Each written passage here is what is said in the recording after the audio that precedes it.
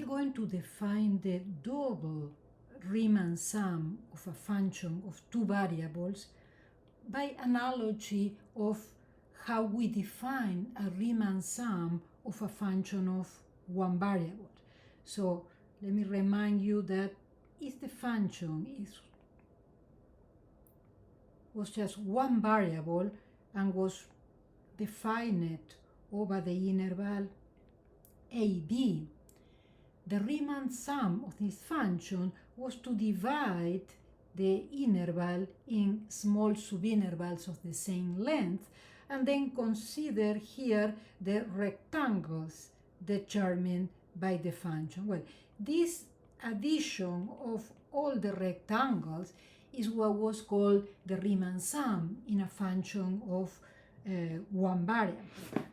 If our function now is a function of two variables that determine a surface like this over a rectangle in the two-dimensional plane that is determined here, let's say this is the x-axis, this is the y-axis, let's say that x vary between A and B and y vary between C and D. So what we're going to have is a subdivision now of the interval AB, a subdivision of this part here. And then we're going to have a subdivision of the interval in the y-axis. And so they both together, they are going to determine a partition here of the whole rectangle, where each of the elements of the partition are going to be just a small rectangle there. And in the same way, we are going to consider then the Riemannian sum as the volume now in each of these rectangles here. Now the rectangles in two dimensions are going to be these prisms, parallelepipeds here, the volume over each of these little rectangles. The double Riemann sum is going to be just the addition.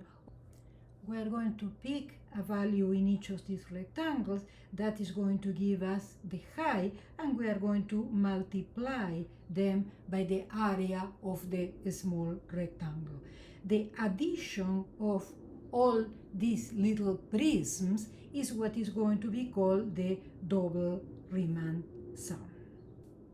And the double integral is going to be defined as the limit of this Riemann sum when the number of elements in the subdivision goes to infinity. I mean, when the bases of these prisms becomes very small. This is going to be the notation then for double integral. We're going to put a double symbol of integrals. Here we're going to write down the rectangle or the region in general where we are doing the integral. Here is the function that we are integrating. The double integral also satisfies some familiar properties that we know from functions of one variable. So in particular, if we do the double integral of an addition, it's the same thing that doing the double integral of each one and then do the addition afterwards. If we have a number inside of a double integral, we can multiply the double integral by the number outside. And if we have that a function is always greater than the other over the whole rectangle, so the integral is also going to be greater. Fubini's theorem gives us a practical way to actually calculate integrals. In particular, integrals over rectangles of this type, so they are going to be integrated according to Fubini's theorem in this way.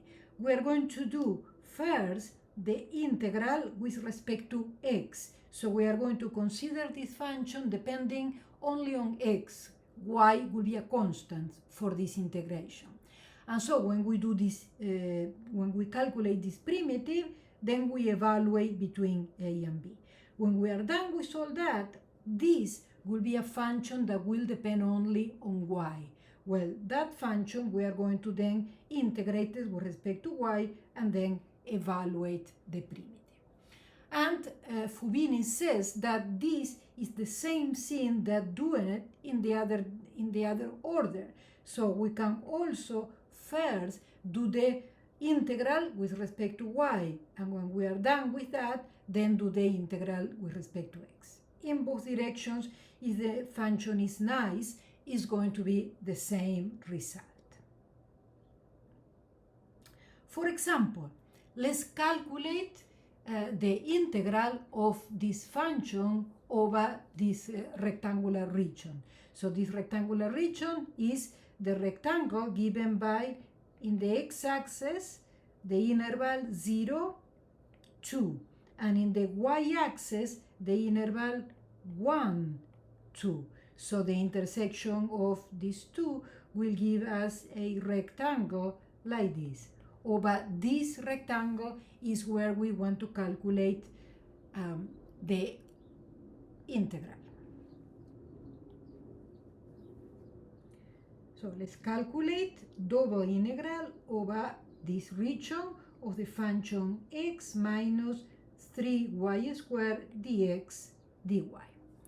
So we wrote these things in this order, dx, this dy, but according to the function, we can put it in whatever order we want, since according to the previous theorem, the result will not vary. So I'm going to do first with respect to x, just in the order that is written here, and then with respect to y. So the last one I'm going to do is respect to y, so y is varying between 1 and 2, right? So this is the integral between 1 and 2, and inside I'm going to put the integral between 0 and 2 of the function dx and then dy.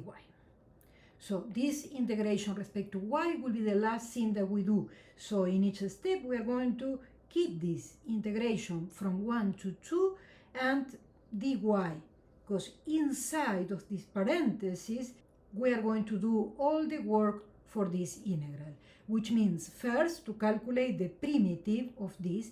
Remember, now the variable is x, so the primitive respect to x is going to be x squared over 2 minus, now this is a constant, integrating this constant will be minus 3y squared x. So this is the primitive of this function. And now this primitive we need to evaluate between 0 and 2. So now let's continue by leaving this integral the same as it is and only do this work here. So the integration of this function, the evaluation of this function between 0 and 2, you have to take into account that the variable was the x. So what we are going to substitute here by the value 0 and 2 is just the x. So this is going to be 2 squared over 2 minus 3y squared times 2. This minus evaluated at 0, and in this case will be 0 minus 0. We continue still leaving this integral respect to y for the end, and let's do the operations here. So in this case, 2 squared over 2 is just 2 minus 6y squared. So this is then the function that now we are going to integrate respect to y. So now is the first time that we actually look at this outside integral. So the integral of this respect to y is 2y minus 12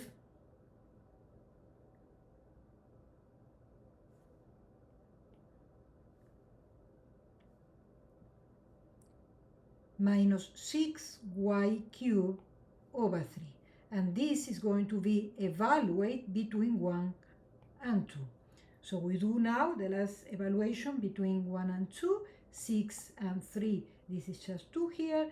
And so let's write down the function simplified to be clear what we are doing. This is the function 2 times y minus y cubed, and we are evaluating between 1 and 2. So then this one is 2 times evaluated at 2, that will be 2 minus 2 cubed, right? 2 minus 8, which is minus 6. And then minus evaluated at 1. 1 is 1 minus 1 cubed, which is just 0. And so the final answer here will be minus 12. If we have a surface determined by the function f over the region R, so we can calculate what is the function average, which is a value here, function average, that will give us the average of all the values of the function in this surface.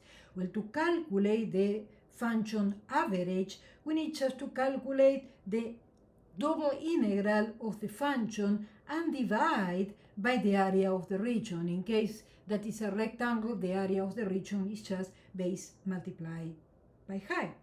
So let's calculate, for example, the average value of this function over this rectangle. Well, first we need to calculate the double integral, right? So we need to calculate the double integral over the region of x squared y dx dy. So this double integral by Fubini, that will be the same that the integral between 0 and 3. I'm putting the value of x outside this time, so it's going to be dx. And inside I'm putting the integral between 1 and 2, I mean the values of y, so this is going to be dy, x squared y. And then this is going to be equal to the integral between 0 and 3, and now inside I'm going to integrate here. The integral of x squared y dy, well, x squared is a constant, and the integral of y is y squared over 2, evaluated between 1 and 2. And all that is going to be dx. And so I continue here doing the evaluation here first. And so inside I'm evaluating, remember that here the variable was y, and evaluating y at 2. So then it's going to be equal to x squared times 4 over 2, which is 2, minus x squared times, and now it's going to be 1 squared over 2.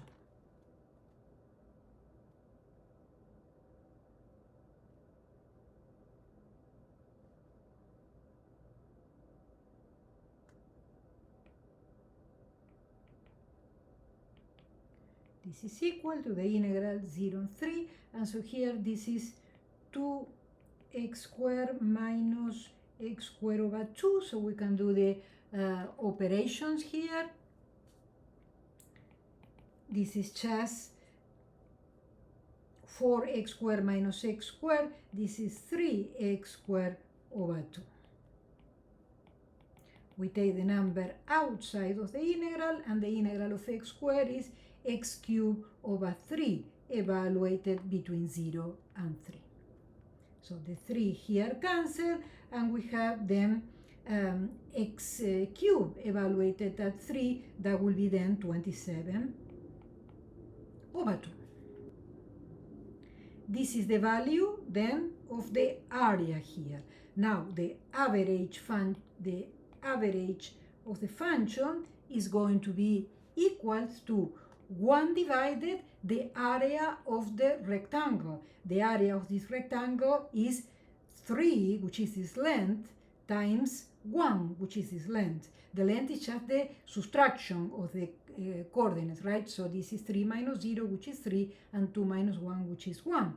So the length of this one is 3, and the length of this one is 1. So 3 times 1 is just 3. And then we multiply by the value of the integral that we just calculate, which is 27 over 2. And so the result of this simplifying here will be just 9 over 2. So the average value of this function over this rectangle is 9/2.